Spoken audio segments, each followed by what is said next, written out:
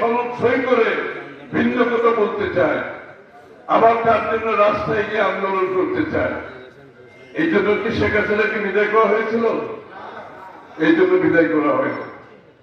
জনগণের, এই দেশের মালিক হচ্ছে জনগণ। আপনার কিছু থাকলে আপনি আগামী নির্বাচনে জনগণের কাছে যান, জনগণের সিদ্ধান্ত নিয়ে সংসদে এসে পাস করেন।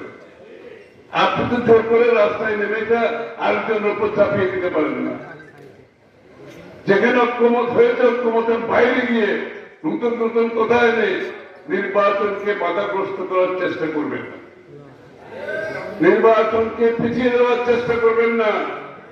আপনার দাবি যেরকম আছে বাংলাদেশের প্রত্যেকটা রাজনৈতিক দলের দাবি আছে।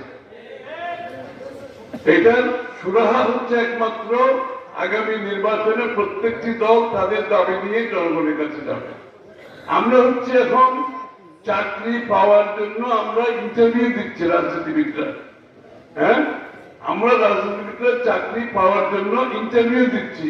চাকরি তো দেবেন আপনারা, জনগণ চাকরি দেবে, তাই না? এখন আমি যদি জনগণের কথা বলে আজকে এসে আমি জনগণের মালিক হয়ে যাই, যে দেশের মানুষ জনগণ তার মালিকানার কথা বলে 17 বছর বক্তৃতা দিয়েছি, এখন আমি ঢাকাতে নিজে মালিক হয়ে গেছি। এই সিদ্ধান্ত দিতে হবে, ওই সিদ্ধান্ত দিতে হবে, এটা না দিলে এটা হবে, সেটা না দিলে এটা হবে, নাইলে রাস্তায় নামবো, কর্মসূচি দেব। কি গণতন্ত্রে বিশ্বাস করে এরা? মনে হয় আপনাদের এরা গণতন্ত্রে বিশ্বাস করে? তাইলে শেখ হাসিনাকে বিতাড়িত করার পিছনে একটা ত্যাগ আমরা কি জন্য করেছি?